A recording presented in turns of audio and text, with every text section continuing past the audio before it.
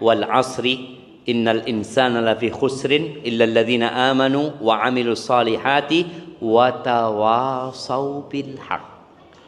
Manusia itu akan terus dalam kerugian kecuali yang beriman, beramal soleh. Ternyata iman dan amal soleh nggak cukup. Yang ketiga, wa tawasau bil haq. Dunia ini rusak karena ada yang mendiamkan kerusakan. Karena kita diam. Kita nggak wa tawasau bil haq. Kita mengatakan urusan dia, urusanku, urusanku. Padahal nggak bisa. Antum pun akan hidup dalam petaka kalau mendiamkan kemungkaran. Makanya ketika pinjol dibiarkan, judol dibiarkan umpamanya, tatkala azab Allah turun, kita pun akan kena. Maka kita harus berpikir bagaimana ana bisa menyampaikan wa tawasau bil haq wa tawasau bis sabr.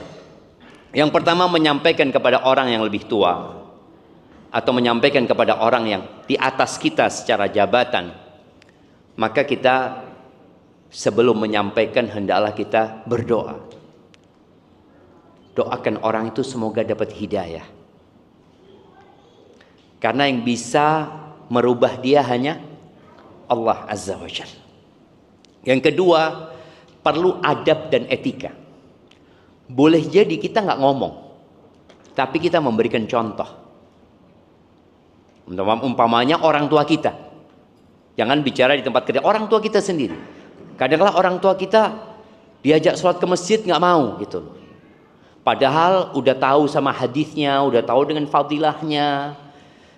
Kadang-kadang adzan pun sibuk dengan nonton TV umpamanya. Kita mau ngomong nggak enak, udah kasih contoh yang baik. Ngomong, ayah afwan, anak mau ke masjid. Terus seperti lama kelamaan dia lihat anaknya ke masjid, mungkin ditanya, kenapa anak engkau ke masjid? Iya ayah, di rumah kita dapat 1, di masjid dapat 27 ayah. Berarti kalau kita mau dapat 27, nunggu berapa hari kita dapat 27? Artinya kita dengan memberikan contoh. Yang keempat, kadangkala orang itu nggak akan nerima dari kita. Kita perlu pakai orang lain. Contoh nih, suami itu kalau dikasih tahu istri, kadang-kadang nggak mau. Karena beranggapan apa? Saya pemimpin di sini.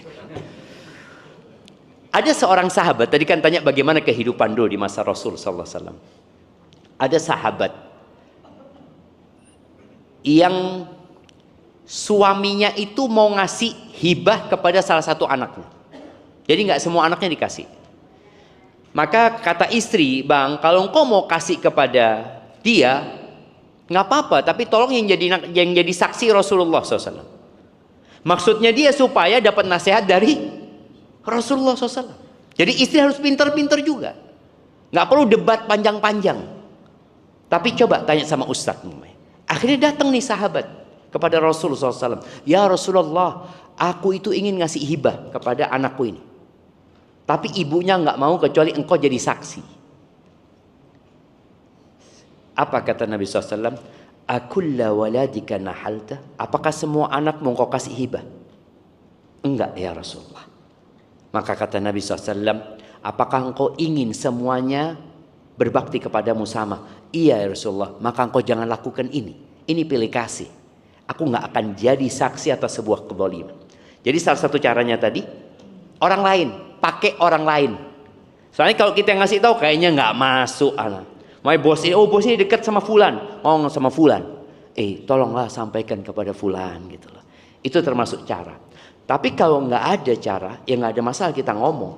Kita minta maaf dulu, kita sampaikan kepada yang di atas kita itu, saya ini cinta sama Bapak. Saya ini sangat menghormati dan menghargai Bapak sebagai anak buah. Saya senang di bawah pimpinan Bapak. Terus berikan pujian itu.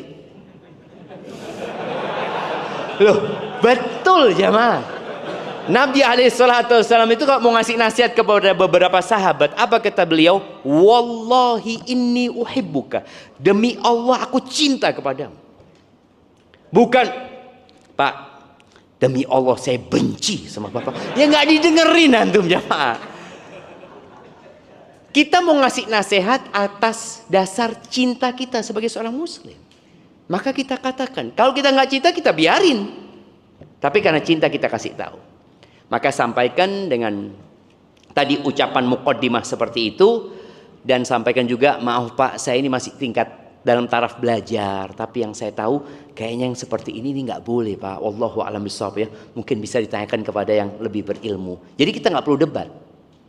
Sudah kita buka supaya dia berpikir dan mungkin mencari tahu. Itu salah satu caranya. Barakallahu fikum. Hayyakumullah.